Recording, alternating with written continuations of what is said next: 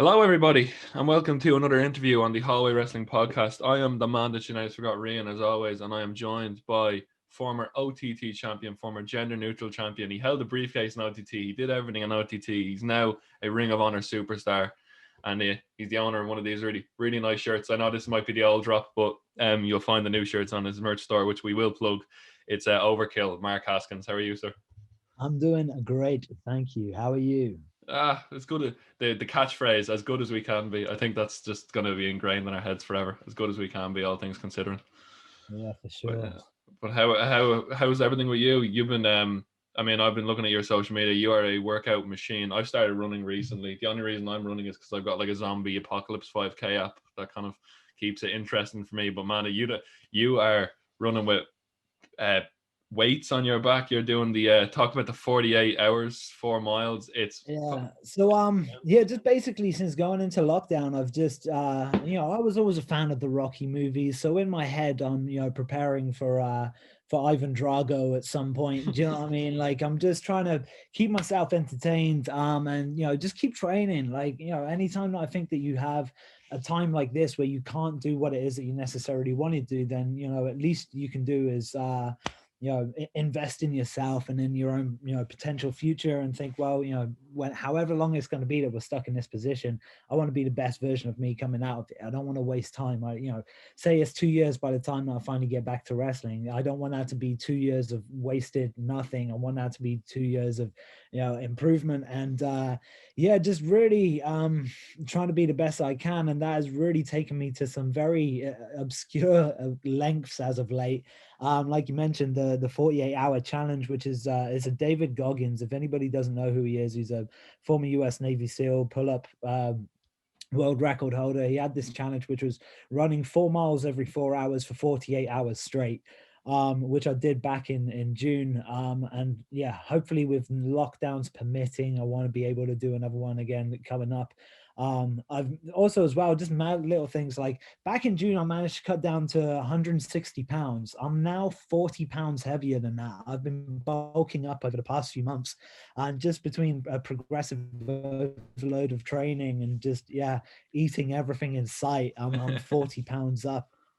So that's been interesting, and just mad little challenges, like just trying to keep myself entertained. I've started doing things like ice baths in barrels. Like I got on a whiskey barrel delivered to my house, and just filled it up with water, and then just jump in that for, say, anywhere between 5 to 20 minutes at a time, practicing different breathing techniques while I do it. Just this past year is just, I've tried to use that time to really focus on my training, and it's allowed me to recover from things I feel like I wouldn't be able to recover from if I still had a full wrestling Yeah. schedule.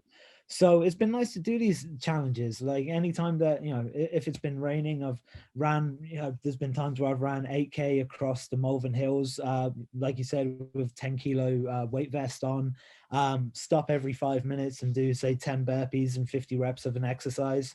um I'm trying to think of other things, like getting up at 3 a.m, training from 3:30 till 6 a.m each morning.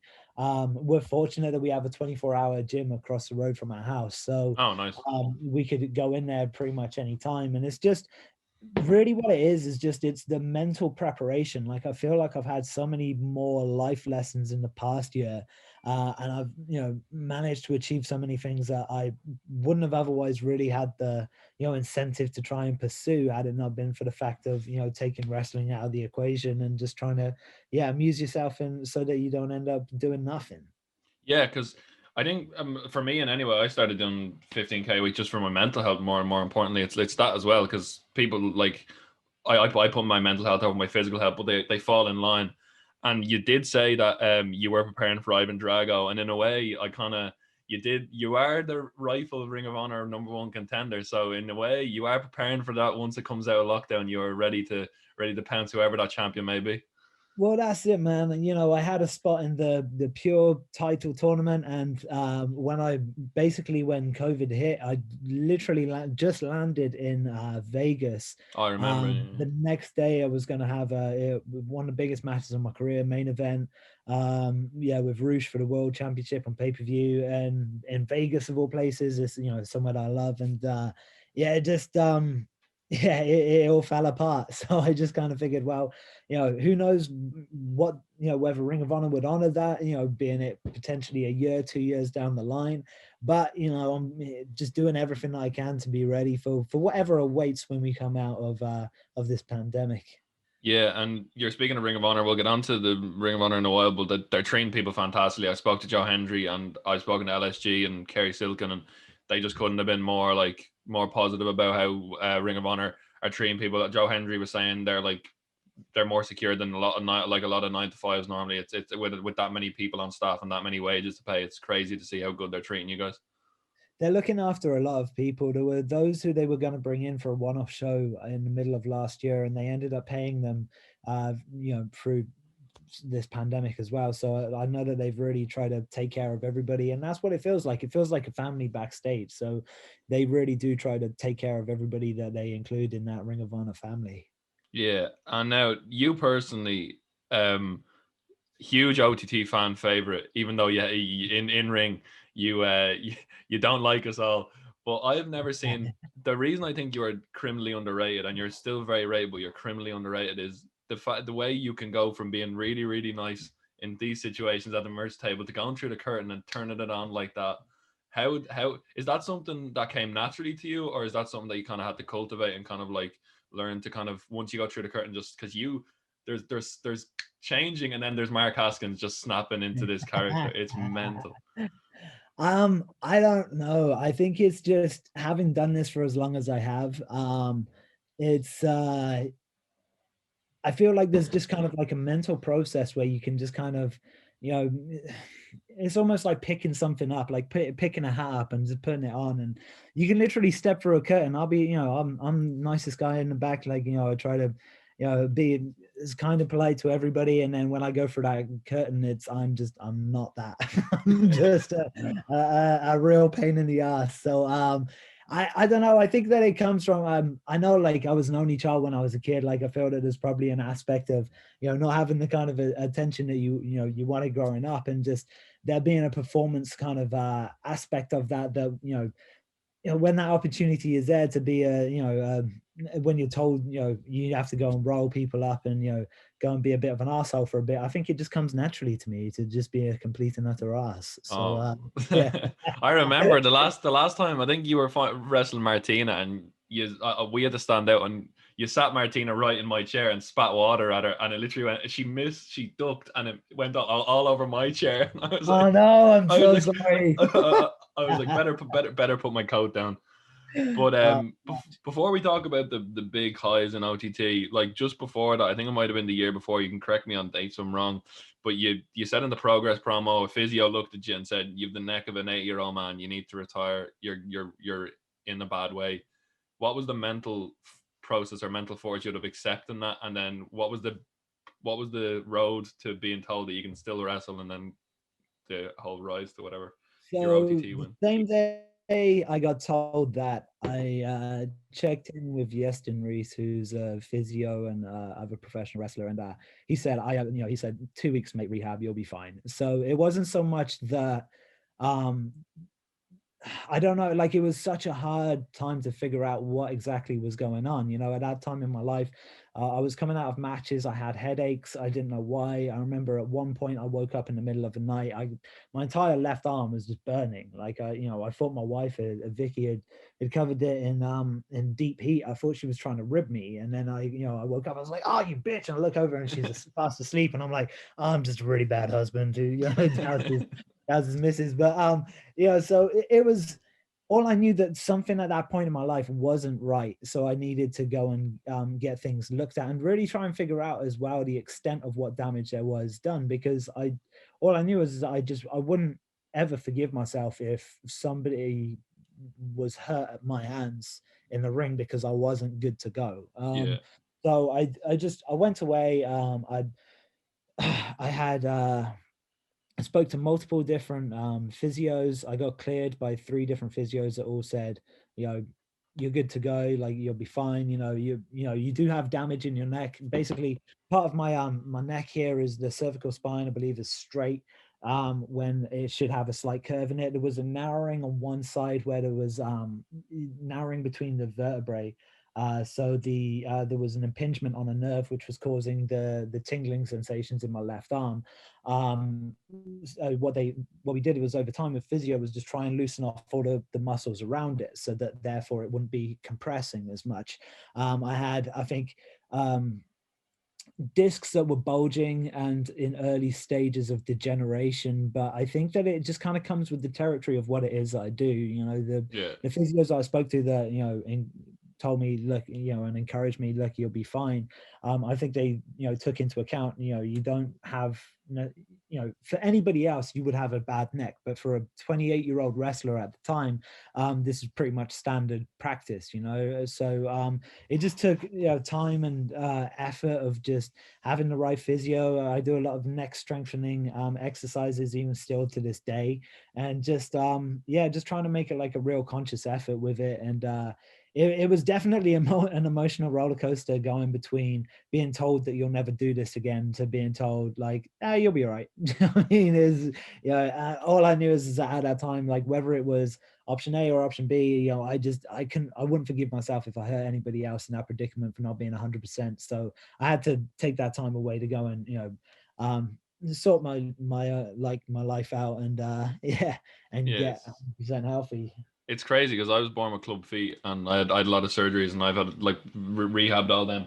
And it's weird. It's with those injuries, it's like you're like, oh, sometimes you're like, you forget about that you have them, and then all of a sudden you wake up in the morning, you get up, oh, there it is. Oh, it's reminding me that it's still here. You got to keep loose and keep yourself going.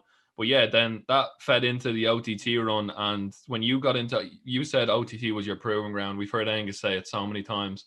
But what was it like? You were a man on a mission in OTT, just running through everyone, and then it built up to that. Talk about the road first, but then it built up to that triple threat in the National Stadium where the crowd went absolutely mental when you won the belt. How was that for you? Because that must have been It was special. awesome, man. You know, I'd heard great things about OTT. I was very excited to come over and see what it was about. And I think it was the end of 2016. I think just before I got injured, we did a show, and I want to say it was like a carnival tent or something as part of, I want to say, the Dublin Fringe. Yes. I Yeah. might be, is that right? Yeah. And yeah, it was a lot of fun. It was great. There was an atmosphere there with OTT, and which I felt like you don't get a lot of other places, and that was what really drew me to it. And even early on, when people talked about the Tivoli, it felt like there was a sense of real I don't know what to say, but it had like a mystique about it. Do you know what I mean? Like, you Yeah. know, when things happened, it happened in the Tivoli. You know, when, you know, I remember seeing videos going around of, you know, mad things that had happened on OTT shows that were getting, you know, buzz from the wrestling community, and it all happened in that venue. So it was, you know, exciting to go there and to see it out, and yeah, to just go up against what OTT could offer. Yeah, and then that night in that winning that belt in that triple threat with Skrull and Ryan Smile, did that feel like Did that feel like the kind of the culmination of kind of proving people that you were the real deal? You got that belt in front of 2,300 people. It seemed probably a good like big point in your career, was it? Oh, absolutely. Especially coming off of the back of the neck injury, because that would happened at the end of 2016, and I believe it was around July or August 2017 that it culminated in me, yeah, being crowned OTT champion. And at that point, you know, when you get told that that a situation is out of your hands, and something that you love doing, something that is entwined in every, you know, every thought that you have, every action you have, when you get told that that's going to be taken away from you, it really makes you reevaluate everything that, you know, you have and what it is that you want to do. And you know, those months that I was away, all I could think about was, you know, say a similar mindset to what I have now being away, is just, I want to be the best I can. You know, I'm just working away, just thinking about when's that day going to happen, you know, like when's it going to be first match back, you know, when can I get back in the ring and, you know, do all these things that I've, you know, spent months thinking of and contemplating and dreaming of doing as well. Yeah, I was really gutted that I wasn't like an OT. I only started going to OTT shows in 2018. I was really gutted that I didn't start going in that Haskins run, because that title run had some amazing matches. But what I was there for was what I feel is one of the most underrated like just like feuds that, like, if people didn't know a lot about, I'd turn them on to. It was the Terry Thatcher feud, because I thought that was some of your best heel work that you've done. And like Linda has a question here. Linda asked a question as the fan. She said, how much shampoo do they go through a week as a family? But like that feud was just you at your best, and Terry showing why Terry's a friend of the show, why he's criminally underrated as well and should be a lot more places. But that feud was just perfect. How did it feel to be part of a story like that? Yeah, it was great, man. Like, one thing I always want to do is whoever I work with, I want to try and bring out the very best in them. I want to see, if you're stepping into the ring with me and you're not coming off better off, my whole goal is to make sure that everybody prospers from, what it is that we do. And so I want to try and help push people and try and bring out the best, like I said. And I think that Terry really did that. We had a series of matches. They were a lot of fun.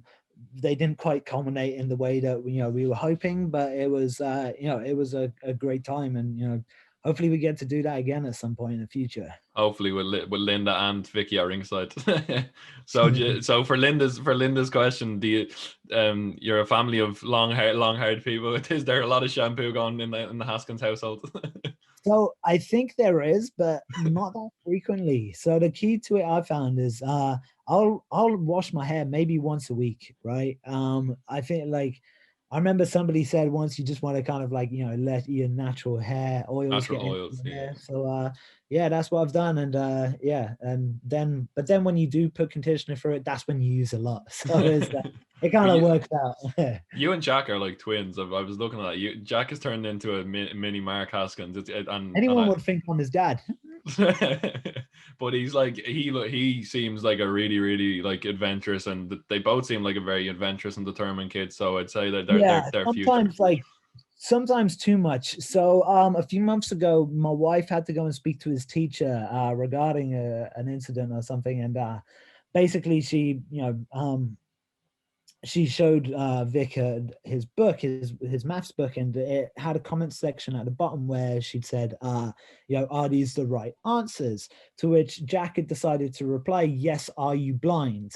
Now, Vic found it hilarious. Like, she had a mask on, so she kind of like killed over. She was laughing. She looked up, she had tears in her eyes. And that's when she realized that the teacher didn't see the funny side of it. She was just stone-faced, like, he's been, giving me, jip here. Like, I think we all have Vic sense of humor, and especially in lockdown, we're all just looking for those little jokes.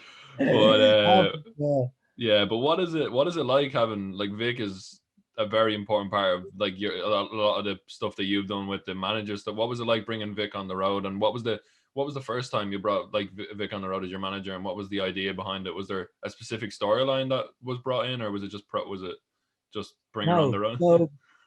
So basically, Vic and I got together years ago. She used to be in the wrestling business and then decided that she didn't want anything else to do with it, and was totally not interested, never wanted anything to do with wrestling again. And then she ran into me, and then she made the mistake of falling hopelessly in love, and I ended up dragging her back to the business. Basically, she was just super helpful and understanding, knowing everything it is that we have to go through. And then I think a point came where she wanted to come back and she wanted to be a manager. And I pitched the idea to promoters for months and months and months. And, the problem is that a lot of the time people don't see your idea, like people don't understand what it is that you want to do. You really have to try and, show people rather than, explain it. And it's, I think there was a match I had. It was a no disqualification match, and I just told her on the night, I said, "You're just gonna do a run in. Like, just trust me. You can come out and like deck a referee or something, and we'll pass me a weapon." And she did. And when we got to the back, I think she was booked on every show going forward from that point on, and she ended up getting booked in storylines that I wasn't involved with. And I was like, "Okay, so I brought you in, and you've just shut off. You don't need me anymore." But so it was it was fun and it was great, and she's managed to be a part of every major show I think I've done in the past so I guess 4 or 5 years now that we've been doing this gig together. So it's been fun. It's great as well that we get to travel around everywhere. We go to, I think, where was it? We were in New York on our wedding anniversary. We, spent her birthday, did the ECW arena that night. It was, it's been a lot of great times. As they say, behind every great man, and the rest of that. The rest Is of an that. evil, psychotic, barbed wire baseball bat wielding woman. And then I love doing research. I love doing research in these things because I know a lot about you because I'm a big fan. But this time in your career is an interesting one. The TNA Tour and the Ric Flair story is the best thing I have ever heard in my life. And the ending to it is, so if you can please enlighten us on that story about you, Ric Flair, and the moment you thought you were going to be in the Horseman. Okay, so this was 10 years ago now. Basically, TNA had a house show loop of Europe. I think it was about 7 dates over 10 days. And I was I want to say I was the only person on the tour who didn't have a full-time contract, right? I did every show that they had. And I think like night one, I was just expecting them. We were in the south of France. I thought they were just going to put me in there with like a local talent. And it was myself and Shannon Moore versus Jeff Jarrett and Matt Hardy with Kurt Angle as a special guest referee.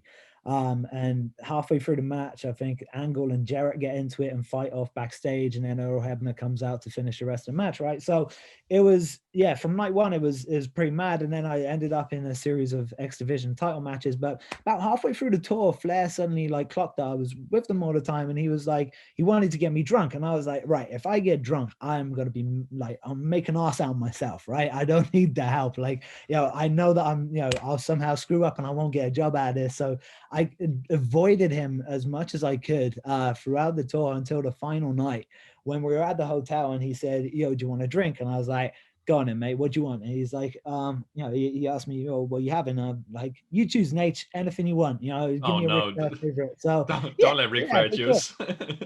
Mate, is you're drinking with Ric Flair, why wouldn't you? You know what I'm saying? Like, so he says, have you ever done a Wanamaker? I'm like, what's that? He's like, it's a pint of Stella with a shot of Jim Beam dropped inside it, right? So he turns to Ken Anderson, who's buying the drinks, and he passes it back, but they've poured the shot in. So Nate is like, no, this needs a shot of Jim Beam in. And they're like, but no, we poured a shot in. He's like, screw it, kid, you can take a second shot, can't you? And I'm like, yeah, sure, why not? So he drops a second shot of Jim Beam in, hands it to me, and then then it's showtime, because there's camera phones out, and contracts on the line. Yeah. Ric Flair is right there telling you down this, like it's party time. Do you know what I'm saying? So somehow I managed to neck the entire thing. He put his arm around me, he kissed me on the forehead, and he said, welcome to our group, kid. You're one of us. And I was like, wow, like, and he's like, what's our group's name? And I'm like, go on, say the Horseman. Tell me I'm Horseman material. Please. And what group did he say? and then he's like, welcome to Immortal. I'm like, fuck, no one wants to be part of them all. Damn. But yeah, so I was very excited, got my hopes up for a minute, but I'm just brilliant. not hoping pedigree, man. Maybe one day. But yeah, and then ROH came around and you were in Lifeblood. What was it like being part of it? Speaking of like being a fan of you were a fan of the Horsemen and obviously Evolution and all those factions. What was it like being in a faction yourself? You were in a few factions in like Progress, and then you had one in the WCPW Invasion, which was interesting. But this was like a faction that was the WCPW Invasion. That's a bit of a smile. Tell us about that then. I have it on my list, but tell me about it. Hey, it was just from the moment that it started, it was just like, it was a lot of fun. I think it was just one of these predicaments where there's too many cooks in the kitchen, and I don't know, sometimes you just have to kind of like lift your feet up and let the wave of madness kind of, allow you to that was a wild time because it was prime. It was literally like, because WCPW was my introduction into indie wrestling. I went back and watched the before stuff, but like WCPW was like 7:00 on a Friday evening, free.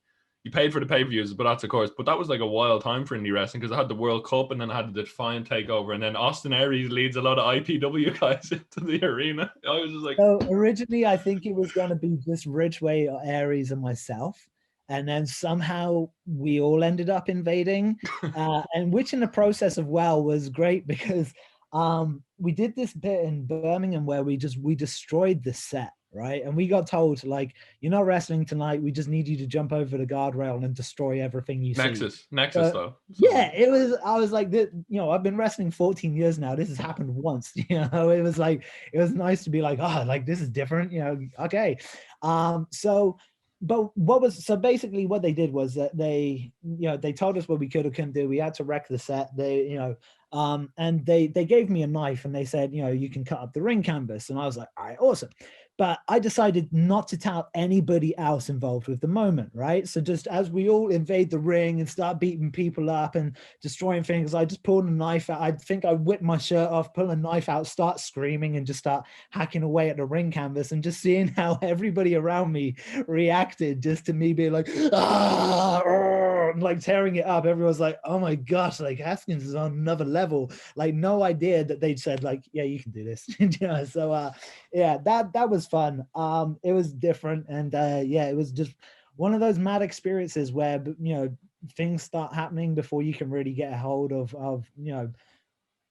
what it is that where you're going with things, and just trying to build it and culminate it at a point.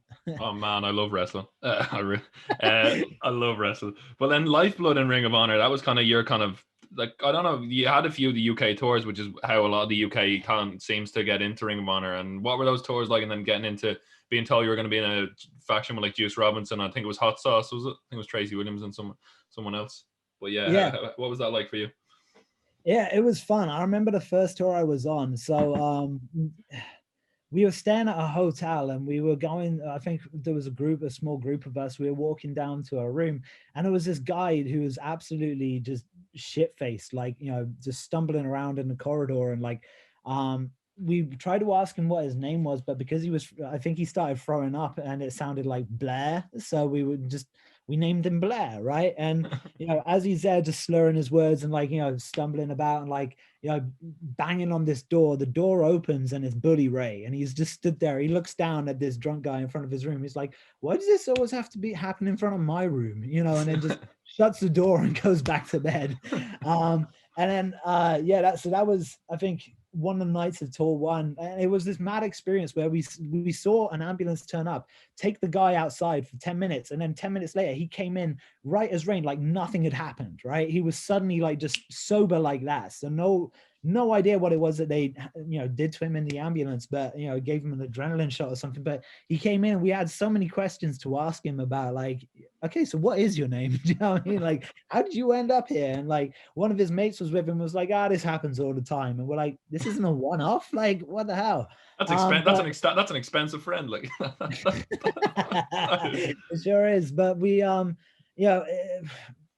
it was the first tour was a lot of fun, and just through there I there was a series of tours that I got to compete on. They liked what they saw, and I ended up going out to Ring of Honor, I think at the start of 2019, and yeah, like you said, forming Lifeblood, which was a fun little experience while it lasted, and it would be fun to go back and see where things lie. Yeah, because you've had some amazing matches already. In obviously Alex Shelley is one that pops out. You had a fantastic match with him. You might have had a few, but the one that I watched was fantastic. What was it like wrestling someone like Alex Shelley, who like if the injuries didn't, or if things didn't happen, he could have been. He still is one of the best wrestlers in the world, but he could have been like a mega like unbelievable superstar. But he's still fantastic, and obviously he has his own job as well, which is he works in the health service, which is frightening to see as well, that he's doing that and then wrestling on TNA. But what was it like wrestling him? It was great. Like Alex and I are really good mates, so it's been great to catch up with him. We're back in my TNA days. I used to hang out backstage with him and Okada, and the three of us had nothing to do. Like they didn't have any matches for us, so we just used to hang out, and getting to catch up with him. We're into a lot of the similar things, with training and physiology and such. So it was great just to hang out and then getting to go out there and wrestle him as well. Like I felt like we got a chance to do what we didn't get a chance to do 10 years earlier when we've been in TNA. Yeah, and you say Vicky gets to steal your thunder a bit, but you both had the same thunder when you fought Bully Ray and MSG. Was it MSG? But what was that like? What was that like? So, that was a crazy match. In MSG, we were in a 6-man tag with Bully Ray, and then Final Battle 2019. That was it. Yeah. Vic and I, fucked him up. So yeah, it was fun, and like I tell everybody, it's so therapeutic hitting him with a steel chair. It's really good. You know, if you need a good stress relief, I'd seriously contemplate it. Yeah, but what was working a match with Bully Ray like? Because I'm assuming you would have been the TLC, you would have watched the TLC matches and watched the Dudleys and Edge and Christian and do all that. I was a bit after that time, sadly, but that must have been a crazy era to live through, and then to fight Bully Ray in like kind of his match or and put him through his own table must have been a pretty mark-out moment. It was fun, you know. Like I said, like, you know, getting to hit Bully Ray with weapons is a great joy. I'm really glad I got to experience that in my lifetime. It was great, man. Funny story. So I have a scar now on this finger here. I don't know if you can see it. Yeah. This here cost the company, I think, about 10 grand, right? So in Baltimore, you have an athletic state commission which say that you are not allowed to bleed in a professional wrestling match. Oh yeah. Somehow, after being power bombed off the top rope through a barbed wire table, this is the most damage that occurred, which was just cutting my finger open. And because there was blood, there was fines. And I've got to say, Ring of Honor took care of the lot. So yeah, hats off to them for that. If you don't market that as the $10,000 figure in the future, that'd be amazing. The finger poke of doom, just finger poke of doom, everyone. That'd be amazing. But I'm totally doing it now. Oh yeah, but man, before we let you go, what are your hopes for the future in ROH? Obviously, you were the rightful number one contender. We don't know who's going to be a champ, whether that's Shane Taylor, whether that's Brody King. Like, just as a fan as well, Ring of Honor is doing some crazy shit at the moment. Like, one of the best products on TV by a country mile. The Pure division is amazing, which I'm sure you'd love to get into as well. Like, you are a belt collector. When Haskins in his prime was a belt collector, you want all the belts. I know it from your face that you want all the belts, but what's the main goal when you get back to ROH? Win them all, is it? You just said it. Yeah, win everything.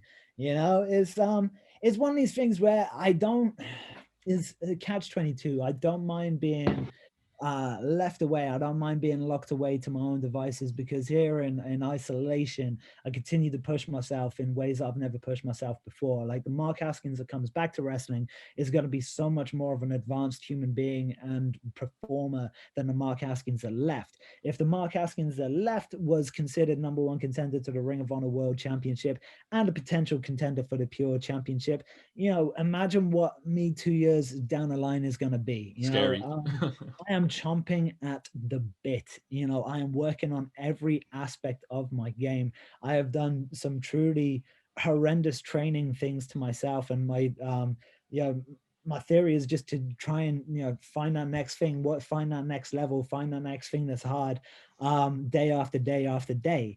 You know, when I get back, I'm going to have however many, you know, months or even years of just pent up frustration and, you know, just desire to go out there and be the very best that I can be. And I cannot wait for that moment to happen. That is scary. I say this now, the most hardworking and most determined person I've ever seen in a wrestling ring, and it's going to show once it comes back.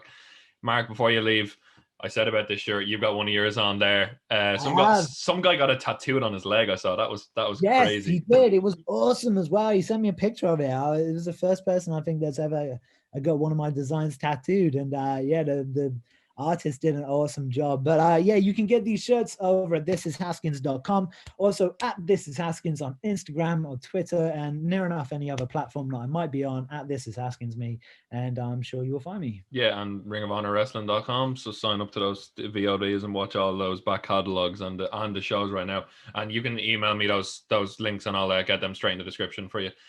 And that has been an amazing chat, and we will definitely have to do it again once all those belts are around your waist, or whenever we get out of this pandemic. But I have been your host, the man that Genetics Forgot, Rian. I've been joined by Overkill Mark Haskins, and that has been a great interview on the Hallway Wrestling Podcast. See you next time.